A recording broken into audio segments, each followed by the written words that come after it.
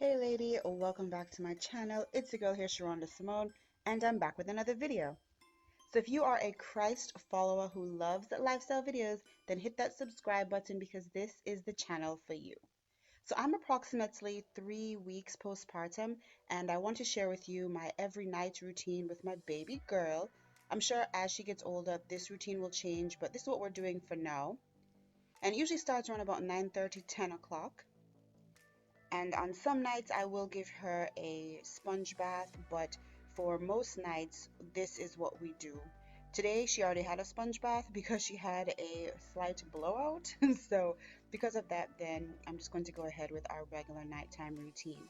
So, one thing that's really important and that you'll notice is that I like to have everything right at my fingertips. It's very, very difficult to have a newborn and be running around the nursery or the house trying to get things together when it's time to feed them or change them. So having everything set out is really important. So right here I have like her nighttime clothes set out. Again, it just makes it so much easier. So at the end of the night, then I also have her daytime outfit set out. Once again, just trying to make my life easier in any way possible.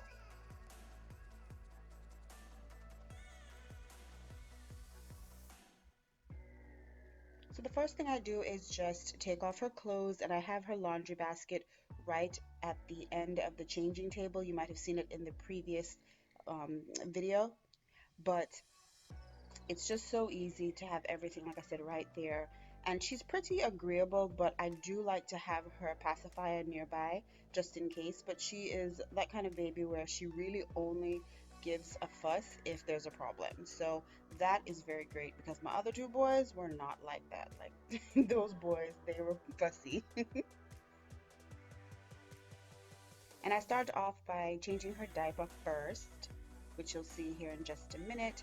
And I love this thing. You guys, if you have not tried it out, the Boogie Bottoms diaper rash spray, it is so convenient because it's liquid and you just spray it on and it doesn't, you know, get all over your hands and all of that. So annoying. So if you haven't, definitely check that out. And then I have my diaper genie right here. Once again, just making things easy.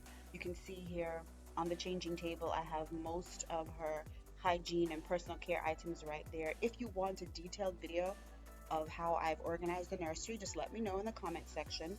And then after change her diaper, I like using this hand sanitizer because, I mean, you're changing a diaper after all. So I want my baby girl to have cocoa butter soft skin. So I've been using this Palmer's cocoa butter just to moisturize her skin just once a day.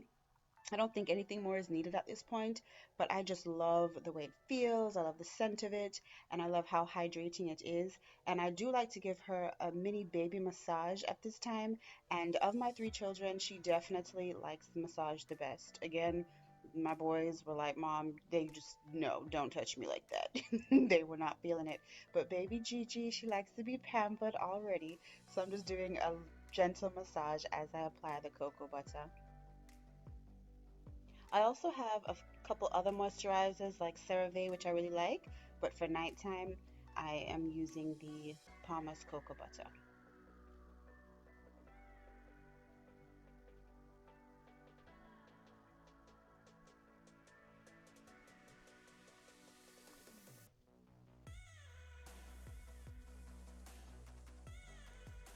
So right here, I just have some of the cotton swabs as well as just some regular over-the-counter rubbing alcohol. And I'm going to take 3 cotton swabs out, and then you'll see what I do with them. I'm just going to saturate them with the rubbing alcohol, and then the first one I'm going to use to clean right like around her neck. She doesn't have a ton of, like fat under her neck or like skin folds, but still I like to keep that area free from any formula or, just fuzz that can get stuck underneath there. And so I'm just gently cleaning that area, okay, very, very gently. And once again, it's just regular plain rubbing alcohol. And then the second one I'm going to use just to clean her umbilicus site. So I'm not pulling any skin back. I'm not, disrupting what's already healing, but I do like to keep that area nice and clean. And then maybe it's just the podiatrist in me, but I cannot stand knowing that there could be little pieces of fuzz or such between baby's toes. So I'm just using the last cotton swab just to go between her toes and just make sure that it's nice and clean. Most of the time newborn babies are in socks pretty much all day, just to make sure that they stay warm. And so I don't like when there's fuzz left between the toes. And then on the other side that is dry, I'm just using that to dry out any excess alcohol between her little toes. Aren't those pretty feet? Oh, as a podiatrist, I see so many unpretty feet. I won't say ugly, we'll say unpretty feet. But these are pretty little feet.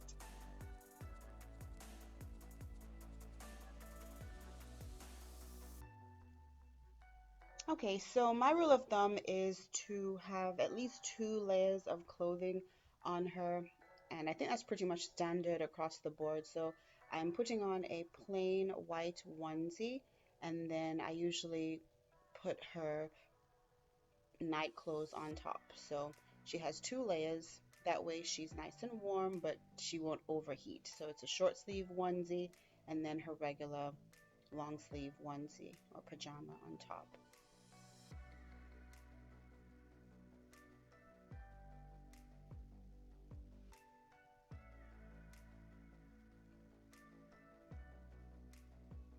And there she is with her little giraffe that we call Ravi. She loves that thing. Ah.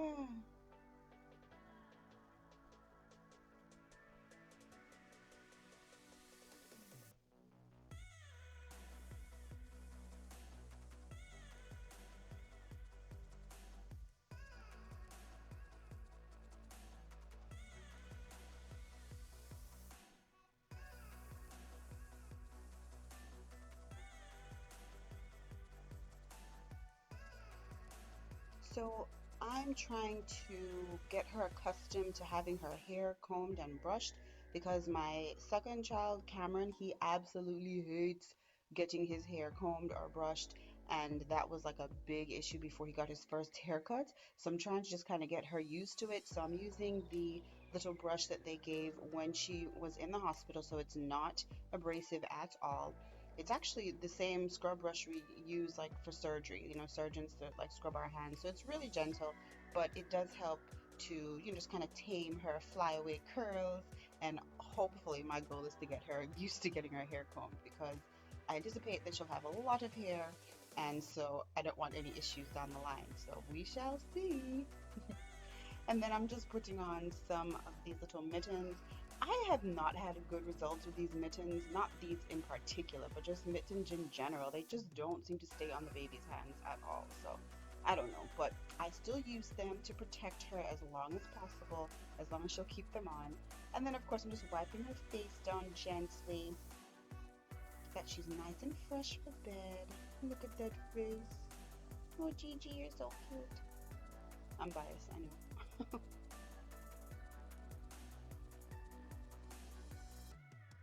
All right, so now that she is nice and clean, usually we like to just cuddle and read a book.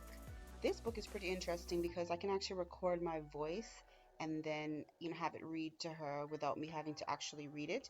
But I haven't done that part yet. So just reading to her, and then she usually is ready for her bottle at that point. So I'm just going to feed her and then it'll be time for her to drift off to bed. And this is pretty much, like I said, what we do on a nightly basis. Some nights it's a little bit more if there's a sponge bath involved, but the biggest thing is just to keep everything simple and close by so you're not stressed out because you don't need those problems. All right. So thank you so very much for watching. Don't forget to like, comment, and subscribe. And remember to keep the faith, focus on family, and always have fun. Bye.